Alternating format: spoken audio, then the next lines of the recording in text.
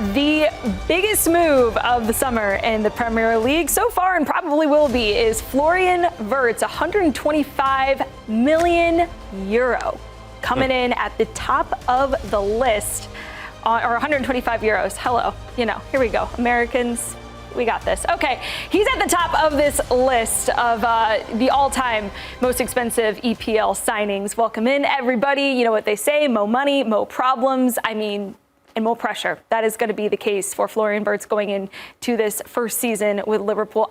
Nico, when you think about what he has to do to live up to this price tag, how impactful does he need to be for this to not, at least in year one, be considered a massive failure? He needs to be extremely impactful, win titles, right? When you sign a player for this type of money, Liverpool usually doesn't break the piggy bank to this level. You expect returns if you're Liverpool. It's a clear indication that they not only want to go after the Prem again, but moreover, Champions League. What are the other two big signings that Liverpool have done in their club history? Obviously, Florian Wirtz is the most expensive in club history. But you look at Alisson. Alisson at one point, and still probably is the best goalkeeper in the world, right? Or at least in that argument. At one point, he was the best goalkeeper in the world. There are a couple of seasons where we say, Alisson, there's no goalkeeper on the planet better than Alisson. Most expensive as well. Right, that's what I'm saying. It's and then follow it up with Virgil van Dijk is the second most expensive signing, not counting Wirtz. And Van Dijk has been a force of nature. He's been arguably the best defender in world football for the last couple of years.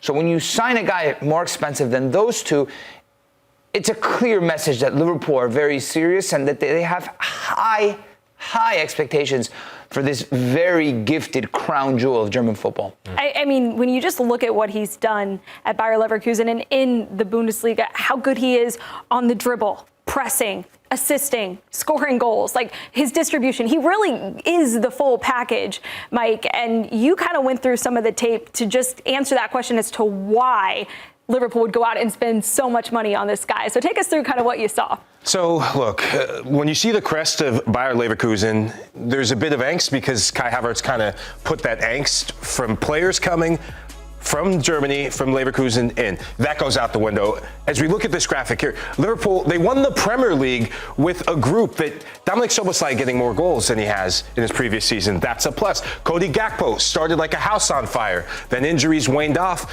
And then Lucho Diaz, he starts the season well, he ends the season well, but there's a bit of gap in between. Florian Wirtz is consistent. The chance created, that's the big one. Look across the board.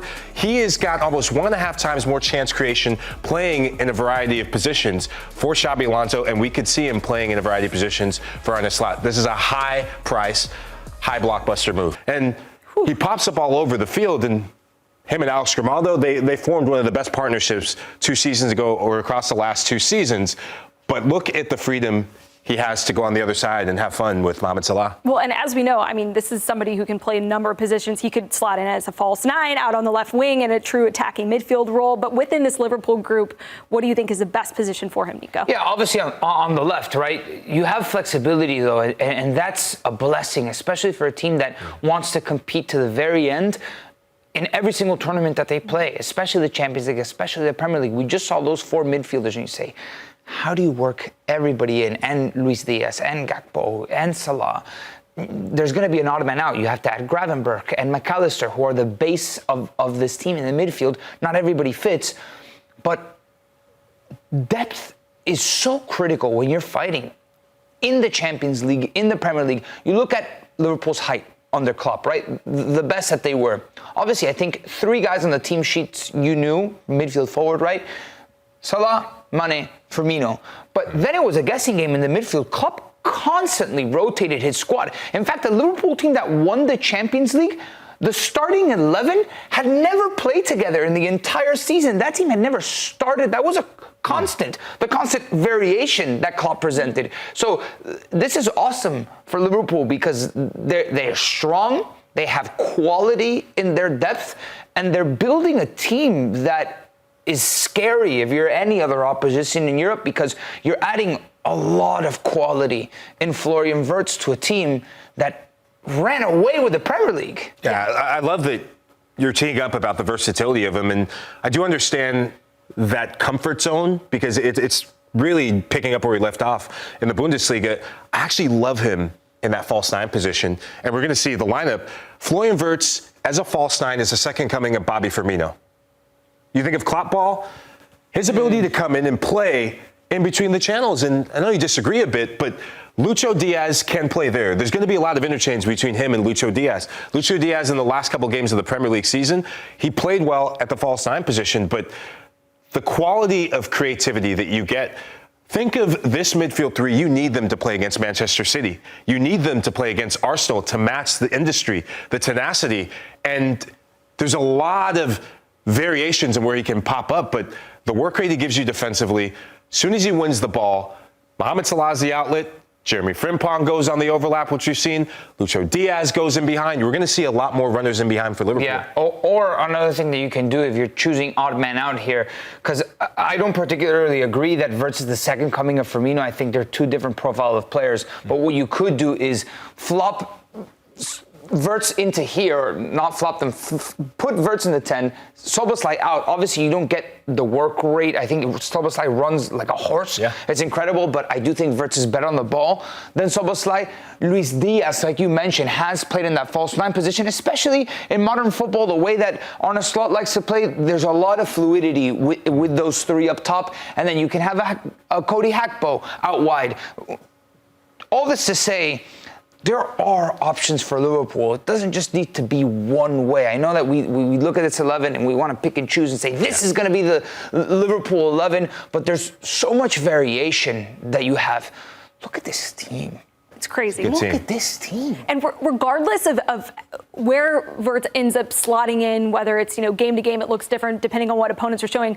One thing that Liverpool fans are really hoping for is that the connection between Wirtz and Mo Salah is on point from day one. So what is the potential that you see there, Mike, with these two players? This could become the partnership of the next 3 or 4 years. Right? As long as Mohamed Salah is still part of the team. Let's just say the next 2 seasons, just to get my numbers and contracts correct. There's an interesting nugget about Florian Wirtz, and this is why I like him in that false nine position more than anything. Florian Wirtz over the last 3 seasons has the most assists of any player who's played in the Bundesliga. That's 3 seasons of playing in different formations, different positions, but the same quality. Mohamed Salah had to be goal scorer and provider for Liverpool, and they didn't win the Champions League because they ran out of steam. They've already won the Premier League, but they ran out of steam because those players had to play week in and week out. Mohamed Salah also has to go to the African Cup of Nations. Yeah. And we've seen how that impacted Liverpool's season over the last couple seasons. And AFCON is from mid-December to mid-January this time. It's and that's not just crunch January. time. Yeah. How crucial is that for the Premier League? So always. Florian Wirtz is to offset the responsibility of Liverpool Football Club in the attack with Mohamed Salah, and he's ready to take over the mantle in the long term. Okay. Goal contributions next season. If you guys had to kind of give you don't have to nail it exactly. How many was it for Bayer Leverkusen this past season? He had 15 and 16 goals and assists. I can't remember which one for each. 16 goals. 16 goals. I think it was 15 assists or something like that. So over 30 goal contributions. Goal contributions. Over under? Yeah. What do you think? 30.5. I'm taking the under. Okay. Close.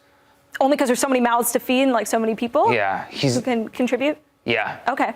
It's a lot. I'm taking the over. That's a lot. You're taking the over. Because I'm looking at all comps. Still. Oof. He goes over 30 goal contributions in all competitions. He lives up to all of the 100%. The hype. I don't know if it's hype because he's really good. I do believe he's that good. But he's going to live up to the price tag. Let's say that. Okay. Over 30 goal You think so too, Mike? Hey, I'm sipping the same mate. All right. Very good.